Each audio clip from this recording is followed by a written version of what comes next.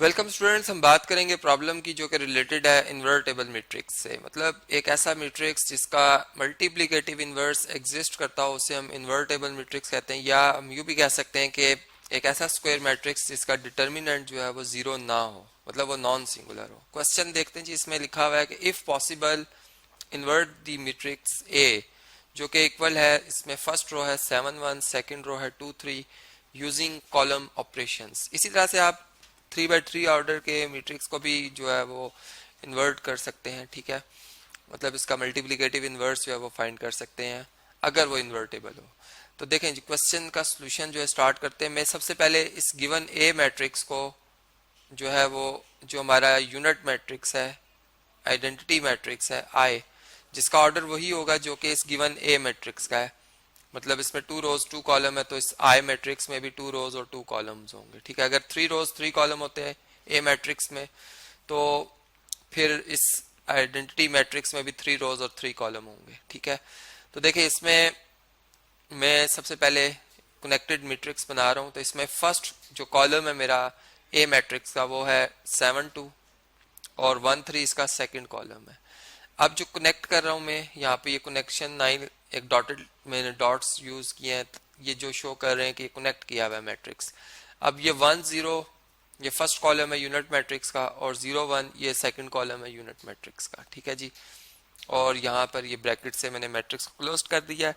अब देखिए इसमें हम जो टेक्निक यूज करते हैं वो ये होती है कि सबसे पहले इस एंट्री को 1 बनाते हैं। ठीक है, अभी तक हमारे पास दो तरीके हैं। ये भी हो सकता है कि कॉलम 2 कॉलम 1 की जगह लिख दिया जाए और कॉलम 1 को कॉलम 2 की जगह। एक ऑप्शन ये है मेरे पास, और दूसरा ये है कि मैं अगर जो मेरे पास, मैं यूं कह सकता हूं कि कॉलम नंबर जो 2 है, ठीक है, मैं कॉलम 1 में से 6 से मल्टीप्लाई कर दूं कॉलम 2 को और फिर माइनस कर दूं। ठीक है, क्योंकि देखें 7 में से अगर आप 6 माइनस करें तो यहाँ पर तो ये 1 आ जाता है।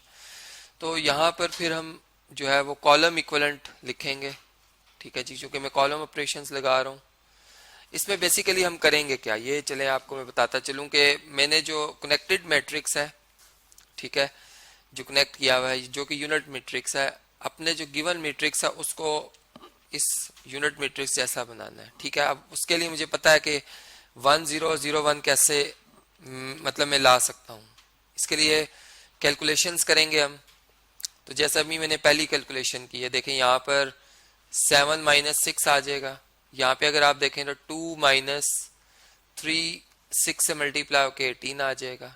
जबकि जो हमारा सेकंड कॉलम है ये एज इट इज रहेगा, इसलिए मैं इसको कॉपी कर रहा हूँ और ये मैं एज इट इज इसके सामने लिख दूंगा यहाँ पे। ठीक है, अब जो हमारे पास यूनिट मैट्रिक्स था ये अब इसमें चेंज आएगी। देखें 1 माइनस 0 को 6 से मल्टीप्लाई करें 0 ही आता है, और इसी तरह से 0 माइनस 6 1 से मल्टीप्लाई होकर 6 आ जाएगा। तो ये आप यूं देख सकते हैं कि ये हमारे पास ब्रैकेट यहाँ पे एक तो क्लोज हो रही है, सॉरी ये इससे सही तरह से जो है वो ब्रैकेट नहीं ड्रॉ होती यहाँ से।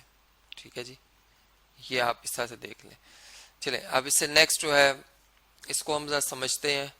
अब मैं इसमें क्या करने जा रहा हूँ, देखें यहाँ पर अगर हम इसे सिंप्लीफाई करें, चलें इसको सिंप्लीफाई भी सिंप्लीफाइड फॉर्म में लिख लेता हूँ मैं कि इसकी सिंप्लीफाइड फॉर्म क्या बन रही है।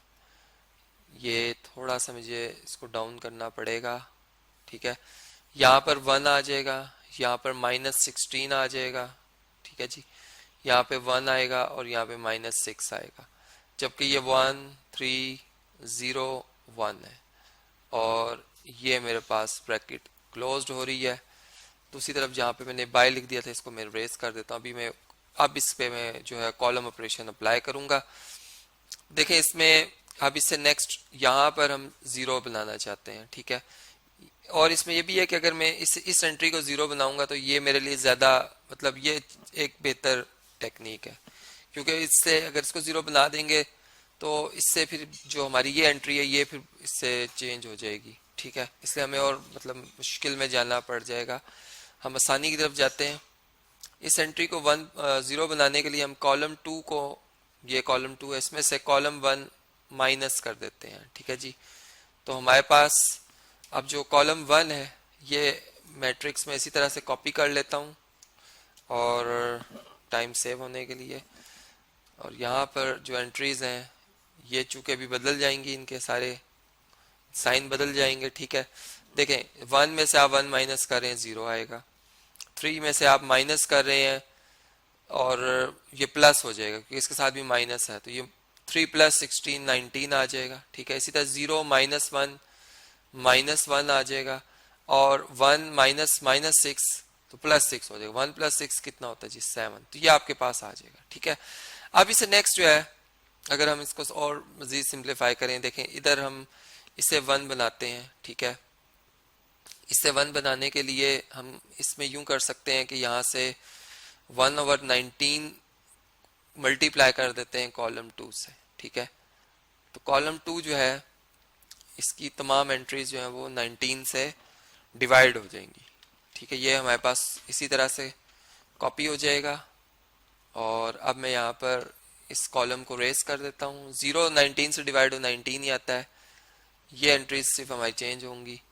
तो इसमें देख सकते हैं आपके चलिए ग्रीन कलर में मैं लिखता हूँ 19 डिवाइडेड बाय 19 1 -1, ये -1 है जी, इसको डिवाइड करेंगे जब हम 19 से तो ये -1/19 आ जाएगा। इसी तरह 7 को डिवाइड करेंगे हम 19 से तो 7 डिवाइडेड बाय 19 आ जाएगा, ठीक है। अब यहाँ तक हम आ गए। अब इससे नेक्स्ट जो है हम ये कर सकते हैं कि जो हमारे पास देख सकते हैं आपके कॉलम 1 जो है, ठीक है, यहाँ पे -16 है। इधर 0 बनाने के लिए ये जो कॉलम 2 में यहाँ पे एंट्री है इसको अगर 16 से मल्टीप्लाई किया जाए तो 16 और इसमें ऐड कर दें तो हम यूँ लिखेंगे column 1 plus 16 multiply by column 2। ये हम बेसिकली इस पे अब कॉलम ऑपरेशन कर रहे हैं।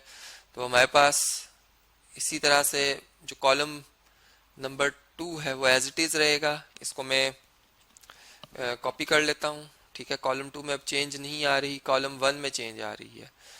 आप देख सकते हैं कि 1 जो है जब आप यहाँ पर 0 ऐड करेंगे 1 में तो 1 ही रहेगा, जो 0 मल्टीप्लाई बाय 16 0 ही होता है, ठीक है। ये एंट्रीज जो 3 चेंज होंगी वो मैं रेज कर रहा हूँ, इनको मैं नए सिरे से लिखूंगा। तो देखिए -16 इसमें आप प्लस कर रहे हैं 1 मल्टीप्लाई बाय 16 तो आपका आंसर आएगा 0, ठीक है। यहाँ पर हम क्या लिखेंगे जी 0, ये आ गया। अब देखिए ये यूनिट मैट्रिक्स बन चुका है, इसका मतलब जो हमारा ये कनेक्टेड मैट्रिक्स था अब ये ए इनवर्स मैट्रिक्स बन जाएगा। अब देख सकते हैं आप 1 इसमें और ये +16 -1/19 से मल्टीप्लाई होगा तो -16/19 आ जाएगा। अब इसका एलसीएम ले लें आप, 19 एलसीएम में आएगा, 19 इस 1 से मल्टीप्लाई होगा चूंकि 1 का डिवाइजर 1 है, चूंकि इस 19 को डिवाइड करेगा 19 आएगा, ये 19 इस 1 से मल्टीप्लाई होगा तो 19 माइनस यहाँ 19 से डिवाइड होकर 1 और 1 16 से मल्टीप्लाई होकर 16 आ जाएगा। तो आपका आंसर आएगा 3/19, यहाँ पर आ जाएगा 3 डिवाइडेड बाय 19। और इसी तरह से अगर हम नेक्स्ट कैलकुलेशन को देखें तो -6 इसमें प्लस, चूंकि +7 16 से मल्टीप्लाई होगा तो हमारे पास इसकी मैंने कैलकुलेशन की हुई है जी, ठीक है। ये मैंने सारा इसे कैलकुलेट किया था तो ये हमारा आंसर बनता है -2 ये आपकी असाइनमेंट है जी, इसका आंसर आएगा -2 डिवाइडेड बाय 19, ठीक है। तो अब मैं इसे वेरीफाई कर देता हूँ आपके लिए, ठीक है। देयरफॉर हम यूं कहेंगे कि जब यहाँ पर यूनिट मैट्रिक्स आ जाए, बेशक इसमें 3 और 3 कॉलम है, इसको अगर आप यूनिट मैट्रिक्स बना देंगे कॉलम ऑपरेशन से जो कि मैंने यहाँ पे समझाया, तो नीचे जो कनेक्टेड मैट्रिक्स होगा वो उस वक्त ए इनवर्स है, जो भी आपका मैट्रिक्स है जिस अल्फ़ाबेट से आपने रिप्रेजेंट किया है उस अल्फ़ाबेट में इनवर्स के फॉर्म में हम इसे लिख सकते हैं, ठीक है। ये हमारे पास वो मैट्रिक्स आ गया है, ठीक है जी। और अब जो है अगर मैं इसको चेक करना चाहता हूँ तो मैं अगर ए मैट्रिक्स से इसे मल्टीप्लाई करूँगा, ठीक है, यहाँ पर मैं ए मैट्रिक्स लिख देता हूँ जो कि था 7 1 2 3, तो मेरा आंसर जो है वो आइडेंटिटी मैट्रिक्स आएगा, ठीक है जी। ये एक रफली कैलकुलेशन कर देता हूँ, यहाँ से हम रो वाइज चलते हैं, यहाँ से कॉलम वाइज। देखिए 3/19 7 से तो 21/19 आएगा और ये -2/19 तो 21 में से आप 2 माइनस करें तो 19/19 1 होता है। इसी तरह ये फर्स्ट रो जब सेकंड कॉलम से मल्टीप्लाई होगी तो ये 3/19 और -3/19 ये 0 आएगा। इसी तरह यहाँ भी 0 आएगा और यहाँ पे 1 आ जाएगा, मतलब ये आइडेंटिटी मैट्रिक्स के ही इक्वल आएगा। तो बाकी आप इसका जो दूसरा मतलब ऑपरेशन जिसको ए को ए इनवर्स से मल्टीप्लाई करना वो आपकी असाइनमेंट है।